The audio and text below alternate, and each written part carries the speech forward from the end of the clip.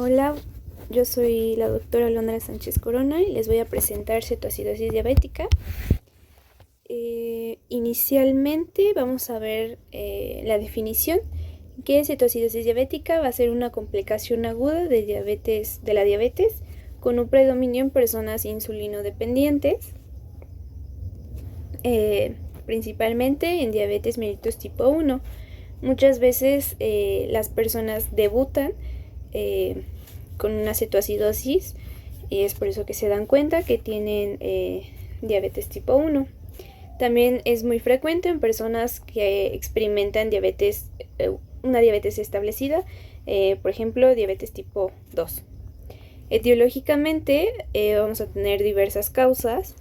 Entre estas va a ser la omisión o disminución de las inyecciones de insulina, infecciones, el embarazo, hipertiroidismo, abuso de estupefacientes. También vamos a tener fármacos como los corticosteroides, los tiazídicos, antipsicóticos y los simpaticomiméticos. Entre otras causas va a ser hemorragia de tubo digestivo o una embolia pulmonar, y existen diferentes etiologías, pero las más frecuentes va a ser igual que los pacientes pues no tomen su medicamento adecuado o que lo suspendan, y bueno, también el embarazo va a ser una de las principales causas. Dentro de la fisiopatología vamos a tener que va a ser por el resultado de un déficit relativo o absoluto de la insulina combinado con hormonas antagonistas. Entre estas vamos a tener el glucagón, las catecolaminas, el cortisol y la hormona de crecimiento, que esto nos va a propiciar un aumento de la gluconeogénesis, un aumento de la glucogenólisis, y esto nos va a llevar a la formación de cuerpos cetónicos. Esto a su vez va a hacer que haya un aumento de los ácidos grasos libres por el resultado de la síntesis hepática de los cuerpos cetónicos. Los cuerpos cetónicos primarios, o principales de la cetoacidosis, va a ser el beta-hidroxibutirato, ácido acetoácido y las cetonas. Y bueno, para la fisiopato en general, pues vamos a tener los factores de riesgo y los factores desencadenantes, que esto nos va a llevar a un déficit de la insulina y a un aumento de las hormonas contrarreguladoras. Esto va a hacer que haya igual un incremento de la gluconeogénesis, glucogenólisis y las alteraciones de la utilización de la glucosa. Esto va a hacer que se lleve a un estado proinflamatorio proporcionado por citocinas proinflamatorias como especies reactivas de oxígeno. Esto a su vez va a ser igual que haya una hiperglicemia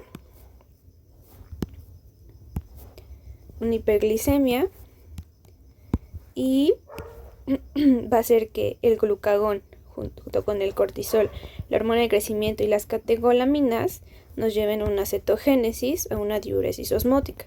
La diuresis osmótica nos va a llevar a una deshidratación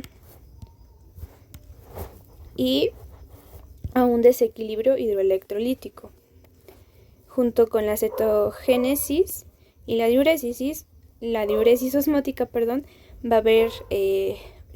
a existir la lipólisis de triglicéridos endógenos y a su vez un catabolismo de las proteínas musculares. Esto nos va a llevar a una disminución del aclaramiento de las cetonas y a una acumulación de los cetoácidos. Entonces, como hay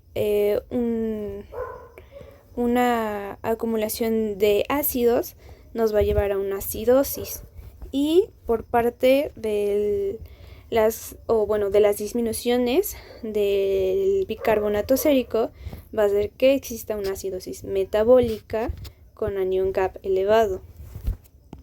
Ahora, por parte de la cetogénesis vamos a tener que hay una disminución de las concentraciones de insulina, ¿no?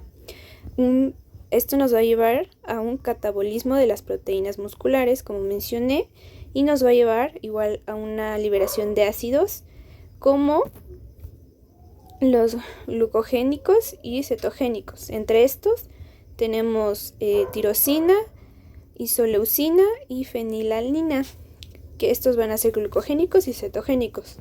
Y cetogénicos va a ser la lisina y la leucina, que a su vez va a hacer que se libere acetilcoenzima A, acetoacetato y HMG coenzima A. ¿Sale? Después, igual, por las bajas concentraciones de insulina va a hacer que igual haya un aumento de las hormonas contrarreguladoras. Aquí el glucagón reduce concentración de malolin coenzima A y va a hacer que se disminuya la inhibición de la lipólisis, y la lipólisis pues nos va a llevar a la acumulación de acetilcoenzima A, que esta a su vez se va a alisar dentro de la mitocondria para formar acetoacetato. Y bueno, todo esto va a pasar dentro de la mitocondria hepática, ¿sale? Después, para degradarse en acetona o para metabolizarse en beta hidroxibutirato. Posterior a esto, o bueno, más bien en conjunto con esto, va a hacer que haya una mayor sensibilidad de la lipasa en el tejido adiposo, que va a propiciar la lipólisis de triglicéridos endógenos, y esto va a hacer que haya un aumento de ácidos grasos libres y de glicerol en la circulación. Esto, igual como mencioné en esta parte, va a hacer que el hígado oxide en cuerpos cetónicos, igual dentro de las mitocondrias hepáticas. Eso es básicamente la fisiopatología. Dentro del cuadro clínico,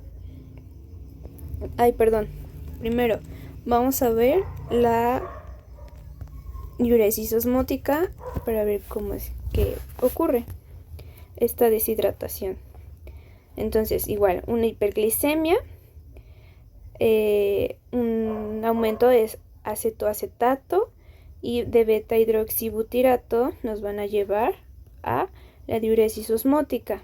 La diuresis osmótica nos va a llevar a un estado de hipovolemia, y la hipovolemia como tal pues va a ser una hipoperfusión generalizada con un incremento de los niveles de ácido láctico, y va a hacer que empeore la acidemia. También esto nos va a llevar a que haya una disminución de la tasa de filtrado glomerular y una acumulación de ácidos como los sulfatos y los fosfatos o uratos. Muy bien. Igual esto, como va a haber una acumulación de ácidos, va a hacer que empeore la acidemia, que de todas maneras ya existe. Ahora sí, para iniciar con el cuadro clínico, esto va a ocurrir en un plazo de 24 horas. Y dentro de los signos clásicos va a ser la respiración de Kussmaul, que son respiraciones rápidas y profundas, y un aliento afrutado. También hay una tríada que se va a caracterizar por hiperglucemia, por acidosis metabólica con un anion gap elevado.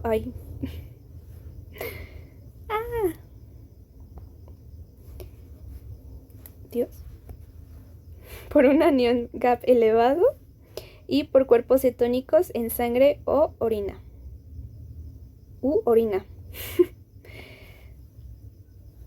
Y bueno, inicialmente nuestros pacientes van a presentar poliuria y polidipsia, porque se va a tratar de compensar la pérdida de líquidos, y esto pues, ¿cómo se va a compensar? Pues con el aumento del consumo de líquidos. También tenemos dentro de esto las síncopes, que va a ser poliuria, polidipsia, polifagia, pérdida de peso, y no en todos los casos se presenta, pero también puede existir parestesias. Y bueno, también van a existir las náuseas, el vómito, el dolor abdominal, igual el estado de alerta alterado, la pérdida volumétrica por parte de la deshidratación, la taquicardia, depresión del sistema nervioso central, una hipotensión y igual por la deshidratación, pérdida de turgencia cutánea y la sequedad de mucosas. Y el aliento afrutado, ¿no? Ahora, dentro del diagnóstico, pues inicialmente tenemos que tener una sospecha clínica. Posterior, una exploración física, la sequedad de la piel y las mucosas por la respiración, por la deshidratación, la respiración de Kussmaul, taquicardia o hipotensión. Para las pruebas de laboratorio va a ser una glucosa plasmática mayor a 250 miligramos por decilitro, la gasometría arterial para ver el pH, el bicarbonato y ver si existe una compensación respiratoria. Los electrolitos séricos, el sodio, para ver si hay una disminución del sodio por el desplazamiento del agua al espacio extracelular, y esto se le llama o se le conoce como pseudohiponatremia. Una disminución o un aumento del potasio por la salida celular, por los ácidos, por la falta de entrada a la célula de insulina y por las pérdidas urinarias por la diuresis osmótica. El cloro para calcular el anión GAF y detectar la acidosis hiperclorémica. También para evaluar la función renal por el aumento de urea y creatinina, que pues esto nos va a llevar a una hipovolemia y una disminución de la reperfusión renal. Y las cetonas, principalmente beta-hidroxibutirato, que es el más preciso en el diagnóstico, ¿no? Y bueno, para la confirmación del diagnóstico tenemos que va a ser una glucemia mayor a 250 miligramos por decilitro, el anión GAP elevado, que va a ser mayor a 12 miliequivalentes, mayor a 12 miliequivalentes, ¿sale? Y el bicarbonato menor a 15 miliequivalentes, un pH menor a 7.3 y la cetonuria o cetonemia. Y bueno, para las pruebas de laboratorio, para el tratamiento va a ser por horas. En la primera hora vamos a iniciar con solución salina al 0.9% vía intravenosa para adultos, máximo 1 litro por hora. Aquí vamos a tomar la glucemia y vamos a evaluar nuestro potasio para para la segunda hora poder iniciar la insulina. Pero si nuestro potasio está menor a 3.3 miliequivalentes, vamos a iniciar la reposición de 20 a 40 miliequivalentes. Y si nuestro potasio ya subió con la reposición a 5.3 miliequivalentes, se va a suspender. Suponiendo que nuestro paciente tiene un potasio normal, ya podemos iniciar con la insulina, calculada a 0.1 unidades por kilo en una bomba de infusión, más la solución fisiológica al 0.9%. Igual, aquí tenemos que tener un control por hora de la glucosa, que idealmente debe bajar de 50 a 70 miligramos por decilitro. Y aquí también tenemos que verificar nuestro pH para ver si necesita reponerse el bicarbonato o no. Después, suponiendo que nuestra glucosa haya bajado de 250 a 200 mililitros por decilitro, vamos a continuar con líquidos y debemos iniciar la solución dextrosada al 5% más una solución fisiológica. Aquí ya cambia al 0.45%. Y debemos, para la cuarta hora, debemos mantener nuestras soluciones más la insulina. Aquí ya baja nuestro cálculo de insulina al 0.05 unidades por kilo por hora de 24 a 48 horas o hasta que nuestro paciente ya esté empezando a tolerar la vía oral. Para los criterios de resolución tenemos que tener una glucosa menor a 200 miligramos por deslitro, el bicarbonato mayor a 15 milequivalentes por litro, el pH mayor a 7.3, el anión GAF menor o igual a 12 y que nuestro paciente esté clínicamente estable, que ya existe una mejoría, ¿no? Se va a ver clínicamente. Y bueno, para más fácil hay un algoritmo para el tratamiento. Y bueno, inicialmente en la primera hora solución salina al 0.9% y también se puede calcular de 15 a 20 mililitros por kilo. Pero, pues, o sea, hay que recordar que pues si nuestro paciente es una persona con obesidad, no le vas a reponer 4 litros en una hora. Obviamente el límite es 1 litro por hora. Ok, líquidos intravenosos va a ser acorde al estado hemodinámico. Si tenemos una hipovolemia moderada, de acuerdo con el sodio corregido y con base al estado de hidratación, va a ser una solución salina al 0.9 vía intravenosa o una solución salina al 0.45% si nuestro sodio está elevado. Si existe una hipovolemia, igual va a ser 1 litro de solución salina al 0.9%. Posterior a esto, aquí cuando nuestra glucosa haya bajado a menor a 200 miligramos por deslitro, se va a agregar la solución glucosada al 5% más una solución salina al 0.45%, de 150 a 250 mililitros por hora. Y tenemos que tener igual un control de glucosa por hora, un control de la gasometría por el bicarbonato y los electrolitos de 2 a 4 horas. Hasta igual tener criterios de resolución. Aquí para el potasio, igual si nuestro potasio está menor a 3.3 milequivalentes, debemos iniciar la reposición porque no se puede administrar la insulina antes de reponer el bicarbonato, porque si no va a existir complicaciones por el asunto del bombazo de potasio que va a propiciarnos a una disminución más del potasio. Y bueno, el bicarbonato igual si necesita la reposición, si nuestro pH está menor a 7 se va a hacer la reposición, si no, no necesita reposición. Y la insulina igual intravenosa calculada 0.1 unidades por kilo en un bolo de infusión en la primera hora. Y si nuestro paciente no desciende los 50 a 70 miligramos por deslitro, se debe volver a repetir la misma dosis de insulina.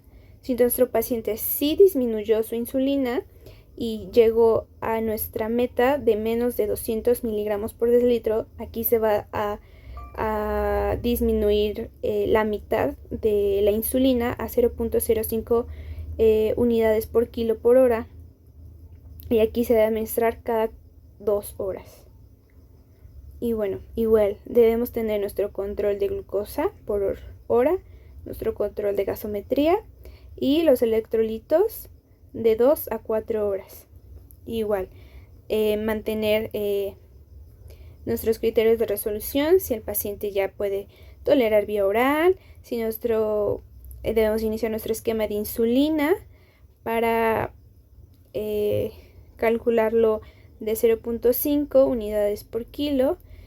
Y bueno, aquí ya hay que recordar nuestros criterios de resolución, que va a ser la glucosa menor a 200, nuestro bicarbonato mayor o igual a 15, nuestro pH mayor a 7.3 y nuestro anión GAF menor o igual a 12 y nuestro paciente clínicamente estable. Y posterior a esto podemos dar de alta a nuestro paciente. Gracias.